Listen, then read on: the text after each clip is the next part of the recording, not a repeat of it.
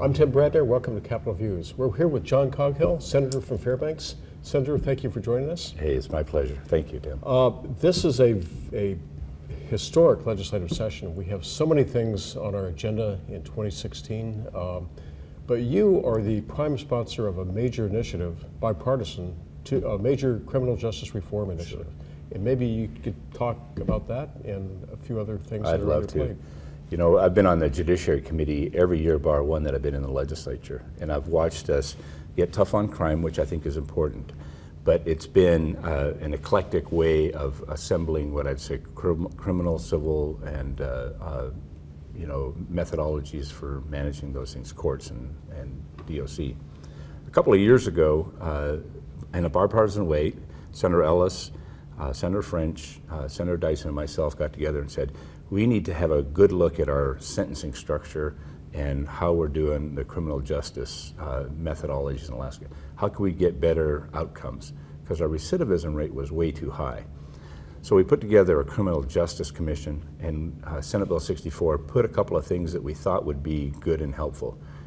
For example, on those who are in alcohol-related crimes, can you let them work and still report twice a day for breathalyzers? Let them still be work. It's actually worked in a way that we're now saving 300 beds in a year from just that one effort. Wow. And there's lots more to come. But we're looked at in a comprehensive way. How do we have better public safety? How do we keep people from coming back into jail? Right now we found out that our pretrial population is staying longer than ever before, and they're a bigger part of our population than ever before. Where in years past we had a lot of really hardened criminals, personal crimes, murder and rape and things like that, were the majority in our population. Now they're misdemeanants at this, the majority of my population. So what can we do better? So we're trying to work on our pretrial issues. Why are people staying in jail longer, and what can we do to help keep the jail costs down but still help get them to the court? What can we do for sentencing? For example, can we do better on earned good time in jail sentencing? And then probation parole is a tougher issue, but has that been working well? So you're going to see in Senate Bill 91 this year, which I'm the prime sponsor of, still a bipartisan effort working across all these agencies trying to figure out when somebody is engaged in our criminal justice system, do we treat them according to the crime so that we know if there's something that they can be turned to a more productive life, they have an avenue to do it. If they're unsafe for society, they stay in jail. And we have found that we probably will have significant cost savings by just doing our pretrial, some of our good time work in jail, and some of our probation parole. If we do it differently, send them into programs, then the return rate is going to be low. So we had the Criminal Justice Commission do a bunch of meetings over the summer. They worked with the Pew organization, who is a national group that brought to us what we'd call proven practices, statistically driven, that these work. And they made a working group throughout the Criminal Justice Commission that brought 21 recommendations to the legislature. They will be found in Senate Bill 91, and we'll start defending that probably within the next week or so. Interesting. The large pretrial population, is that a factor of the slowness of the courts in dealing with that, or why is it? There's a whole range of factors. Yeah. Some can't afford the bail. Some are in location problems, so geography plays a problem. Some really need to be in jail.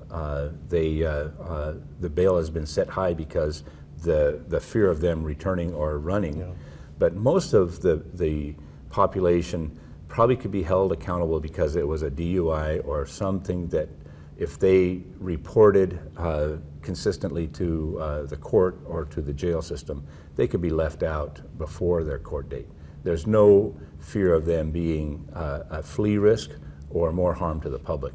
I think we've demonstrated that fairly clearly, and I'm hoping that that will save a lot of beds and keep our jails from being overcrowded. Then we can start talking about probation parole probably a little more deliberately.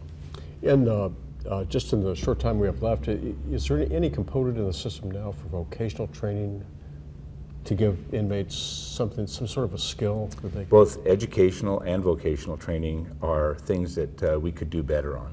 There are efforts to do some of those things, but they're woefully short. And some of it is if we can save the time in jail and allow a little bit of that money to be reinvested in that training. So you're going to hear a lot of talk about reinvestment, how we can save $140 a day on the bed and take $35 of that and put it into Votech. We'll do it. And so we're trying to get people more productive. Are there facilities in the jails to do this? Or? There is some training facilities, yes. But like I say, we could do better. And that's an area that I'm a little light on knowledge on. Yeah. Of course, we have the situation with the meat plant in the Mat-Su Valley, which is a whole different story in itself. So yes. It's a story for another time. Well, thank you for joining us, Senator Coghill. My pleasure. I'm Tim Bradner, Capitol Views. Thank you for joining us.